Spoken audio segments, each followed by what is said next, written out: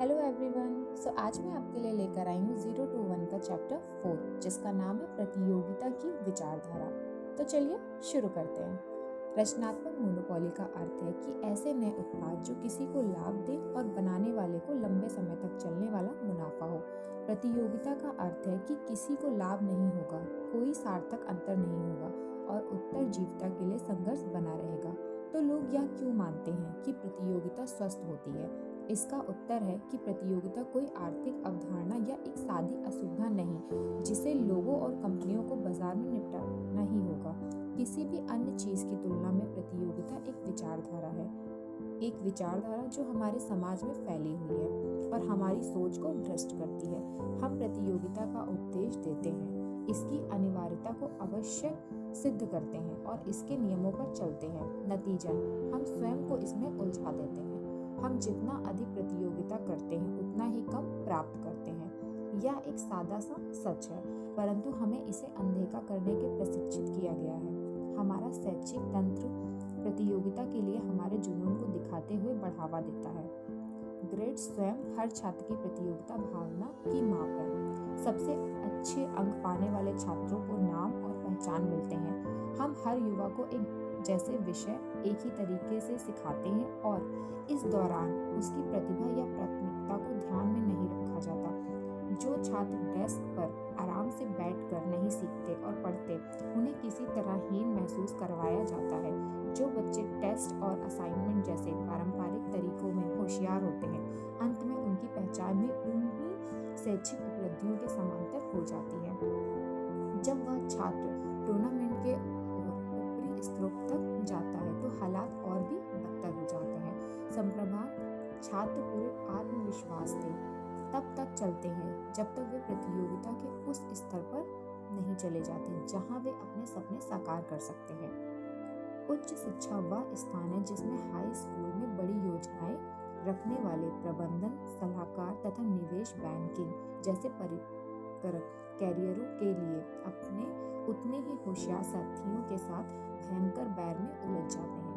छात्र या उनके परिवार ट्यूशन के लिए हजारों डॉलर खर्च करते हैं ताकि उन्हें आगे चलकर उच्च पदों के लिए विशेष अधिकार मिल सके।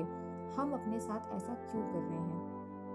काश मैंने अपनी युवा अवस्था में स्वयं से यह पूछा होता। मेरी 8वीं की ईयर बुक में मेरे दोस्त ने मेरे बारे में सटीक अनुमान लगाते हुए लिखा था कि 4 साल बाद मैं स्टैनफोर्ड में दूसरे वर्ष के छात्र के रूप में प्रवेश लूंगा। मेरा रास्ता पूरी तरह से तयशुदा था। एक पारंपरिक सफल अंडर ग्रेजुएट कैरियर के बाद मैंने स्टैनफोर्ड लॉ स्कूल में नाम लिखवाया और स्टैनफोर्ड सफलता बैच पाने के लिए और भी कड़ी मेहनत की। लॉ के छात्र के जीवन में सबसे उच्चतम पुरस्कार साफ होता है। प्रति वर्ष हजारों ग्रेजुएट छात्रों में से केवल कुछ दर्जन ही सुप्रीम कोर्ट की क्लर्कशिप तक जाते हैं। 1 साल तक फेडरल अपील कोर्ट में क्लर्क का काम करने के बाद मुझे जस्टिन कैनेडी और स्कलिया के साथ क्लर्कशिप करने के लिए इंटरव्यू का निमंत्रण आया। जस्टिसों से मुलाकातें अच्छी रहीं और मैं उस आखिरी प्रतियोगिता को भी जीतने ही वाला था। मुझे लगा कि अगर मुझे क्लर्कशिप मिल जाएगी तो जीवन संवर जाएगा, पर ऐसा नहीं हुआ। मैं बुरी तरह से निराश हो गया था। 2004 में जब मैंने पेपर बनाकर बेचा तो मैं लॉ स्कूल के पुराने दोस्त से मिला जिसने मुझे असफल क्लर्कशिप आवेदन तैयार करने में मदद की थी। हमने पिछले 1 दशक से आपस में बात नहीं की थी। उसका पहला प्रश्न मेरा हाल पूछने के लिए नहीं था या फिर उसने यह नहीं कहा कि यकीन नहीं आता कि हम इतने समय से मिले नहीं थे। उसने खीसे निपारते हुए पूछा, तो पीटर, क्या तुम्हें खुशी नहीं है कि तुम्हें क्लर्कशिप नहीं मिली? हम दोनों ही यह बात जानते थे कि अगर मुझे क्लर्कशिप मिल गई होती तो मेरा जीवन बदतर हो सकता था। अगर मैं वास्तव में सुप्रीम कोर्ट में क्लर्क बन जाता तो मेरा पूरा करियर कुछ नया रचने के बजाय दूसरे लोगों के व्यावसायिक अनुबंधों के दस्तावेज बनाने में ही बीत जाता। यह कहना कठिन है कि वह सब कितना अलग होता, परंतु अवसर लगाते बहुत बड़ी थी। ऑल रोड स्कॉलर्स के अतीत में 1 महीना भविष्य छिपा था। युद्ध और शांति। प्रोफेसर शिक्षा के क्षेत्र में गलाकाट संस्कृति को छिपाते हैं, परंतु प्रबंधक कभी व्यवसाय की तुलना युद्ध से करने में नहीं थकते। MBA के छात्र अपने साथ क्लासविट्स और सुन त्शु की प्रतियां रखते हैं। युद्धों से जुड़ी उपमाएं हमारी रोजमर्रा की व्यावसायिक भाषा का पीछा करती है। हम सेल्फ फोर्स बनाने के लिए हेड हंटर्स का प्रयोग करते हैं, जो हमें कैप्टिव बाजार तक ले जाकर किलिंग करने के लायक बनाएगी। परंतु यह कोई व्यवसाय नहीं, प्रतियोगिता है जो युद्ध की तरह लगती है, जिसे अनिवार्य कहा जाता है, दिलेर माना जाता है, परंतु अंततः विनाशक होता है। लोग परस्पर प्रतियोगिता क्यों करते हैं? मार्क्स और शेक्सपियर ने हर प्रकार के संघर्ष को समझने के लिए 2 प्रकार के मॉडल दिए थे। मार्क्स के अनुसार लोग इसलिए लड़ते हैं क्योंकि वे अलग होते हैं। श्रमजीवी बुजुर्गा वर्ग से लड़ते हैं क्योंकि उनके विचार और लक्ष्य पूरी तरह से अलग होते हैं, जो उनके विभिन्न सांसारिक हालात से उपजते हैं। मतभेद जितने अधिक होंगे, संघर्ष उतना ही बड़ा होगा। इसके विपरीत शेक्सपियर के लिए सभी सुझाव लगभग एक से होते हैं। यह बिल्कुल स्पष्ट नहीं है कि उन्हें आपस में क्यों लड़ना चाहिए। उनके बीच ऐसा कुछ नहीं जिसके लिए वे लड़ें। रोमियो और जूलियट की आरंभिक पंक्ति याद करें। 2 ग्रस्त परिवार जिनकी मर्यादा एक सी है, दोनों घर एक से हैं, परंतु फिर भी आपस में घृणा करते हैं। ज्यों-ज्यों संघर्ष बढ़ता है तो वे और एक जैसे लगने लगते हैं। अंततः वे ये भूल जाते हैं कि उनके बीच संघर्ष हुआ क्यों था। व्यवसाय की दुनिया में शेक्सपियर श्रेष्ठ मार्गदर्शक की तरह आते हैं। किसी फर्म में लोग कैरियर में प्रगति के लिए अपने प्रतिस्पर्धियों के साथ बन जाते हैं। फिर फर्म बाजार में अपने प्रतिस्पर्धियों के साथ बन जाती है। इस सारे तमाशे के बीच लोग क्या भूल जाते हैं कि क्या मायने रखता है, और वे अपने दुश्मनों पर केंद्रित रहने लगते हैं। आइए इस असली दुनिया में शेक्सपियर के मॉडल की जांच करें। कल्पना करें कि एक उत्पादन गेट्स एंड स्मिथ रोमियो और जूलियट पर आधारित है। मोटेंगो माइक्रोसॉफ्ट है। कैलकुलेट गूगल है। 2 महान परिवार बुद्धिमानों द्वारा चलाए जा रहे हैं और अपनी समानता के कारण उनका टकराव अवश्य होगा। सारी अच्छी दृष्टि के बावजूद संघर्ष केवल आलंकारिक जान पड़ता है। वास्तव में इसमें आसानी से बेचा जा सकता है। ये परिवार अलग अलग जगह से आए थे। मोटेंगो परिवार ऑपरेटिंग सिस्टम और ऑफिस एप्लीकेशन बनाता था। कैलकुलेट परिवार ने सर्च इंजन लिखा था। उनमें आपसी लड़ाई का क्या कारण था? हालांकि बहुत से कारण थे। एक स्टार्टअप के रूप में हर संप्रदाय इतना संतुष्ट होता है कि वह दूसरे की परवाह छोड़कर निजी रूप से संपन्न होता है, परंतु जब वे बड़े होते हैं तो वे एक दूसरे पर ध्यान देने लगते हैं।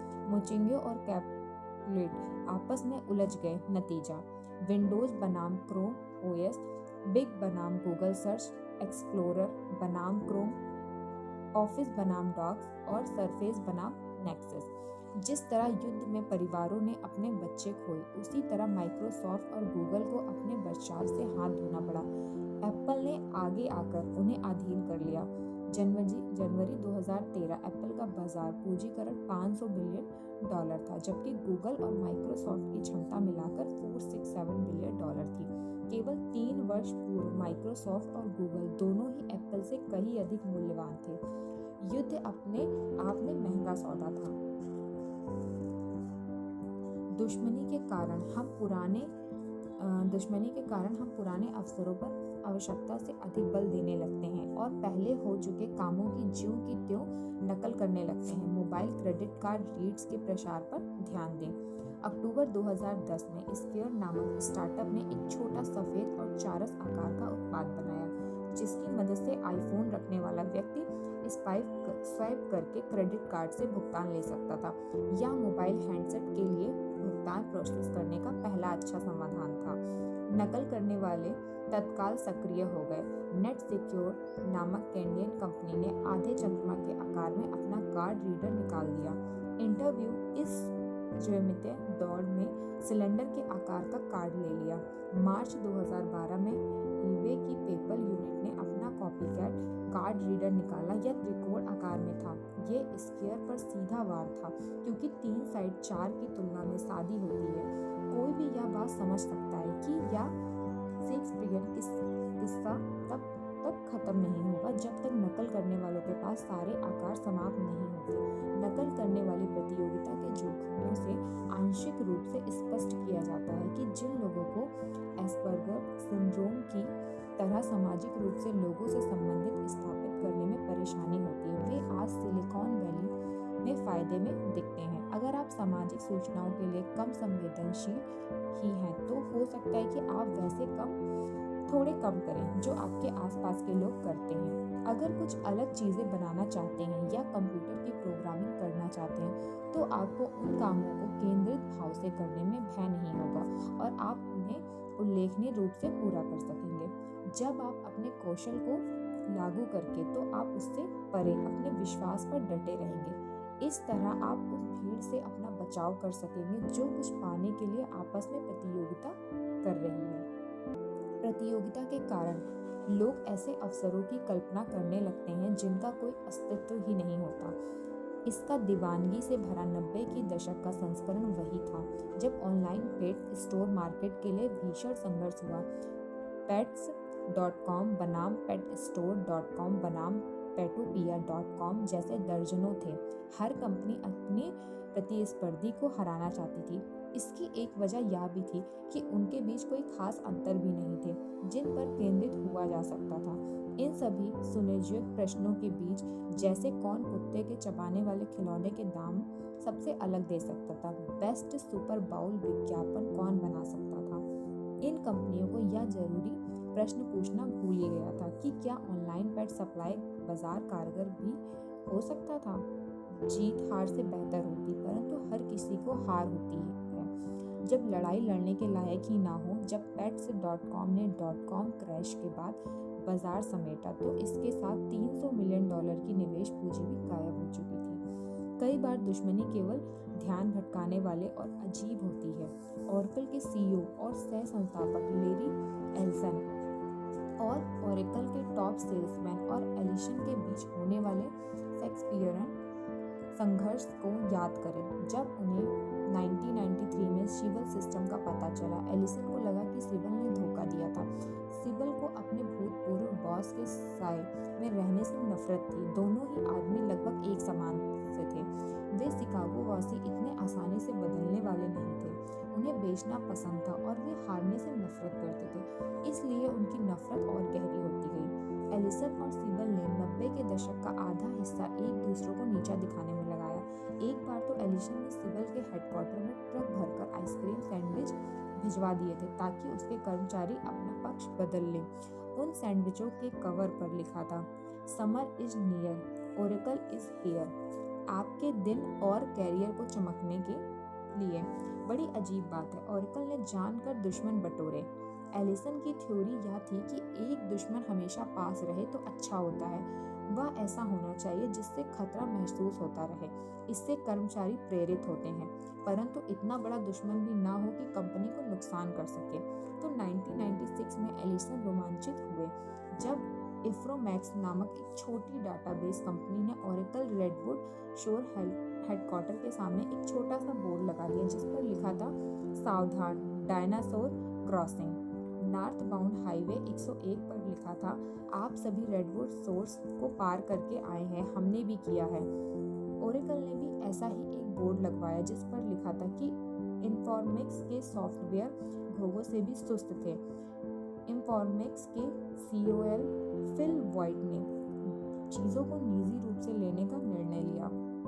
जब वॉइट को पता चला कि लैरी एल्सन को जापानी सुरमई कल्चर पसंद था तो उसने एक नया बिल बोर्ड बनवाया जिस पर ओरेकल लोगों के साथ एक टूटी हुई समुराई तलवार दिखाई गई थी।